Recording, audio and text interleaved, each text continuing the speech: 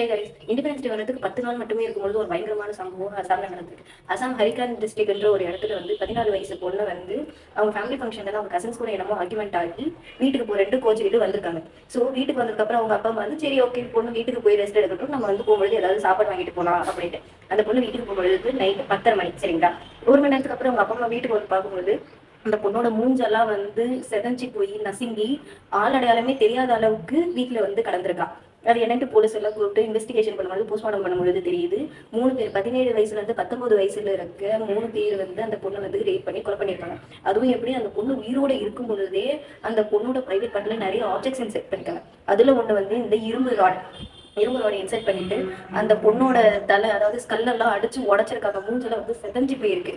அந்த 3 பேர்ல வந்து ஒரு பையன் 17 வயசுல இருக்க பையன் வந்து அந்த பொண்ணோட லவர் சரிங்களா. 16 வயசு பொண்ணு அந்த பொண்ணுக்கு அந்த பொண்ணோட பிரைவேட் பார்ட்ல வந்து ராடெல்லாம் இன்செர்ட் பண்ணி இதெல்லாம் வந்து அந்த பொண்ணு உயிரோட இருக்கும்பொழுது வந்து பண்ணியிருக்காங்க.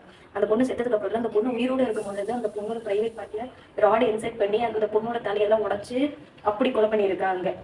அந்த 17 வயசு பையனை வந்து போலீஸ் வந்து ஒரு மேஜரா கன்சிடர் பண்ண சொல்லி ஜட்ஜ் கிட்ட வந்து அப்பீல் வச்சிருக்காங்க. இன்னும் நமக்கு இண்டிபெண்டன்ஸ் டே வர்றதுக்கு 10 நாள் மட்டுமே இருக்கு. இந்த நேரத்துல வந்து இந்த மாதிரி சம்பவம்லாம் நடக்கு. அந்த பொண்ணுக்கு நீதி கிடைக்கணும்ட்டு எல்லாரும் நம்ம ப்ரே பண்ணிக்கலாம். அது இந்த வீடியோ எல்லாருக்கும் ஷேர் பண்ணுங்க. இந்த மாதிரி நிறைய கண்டெக்ட்ஸ் தெரிஞ்சுக்க லைக் பண்ணி ஷேர் பண்ணி ஃபாலோ பண்ணுங்க. தேங்க்யூ.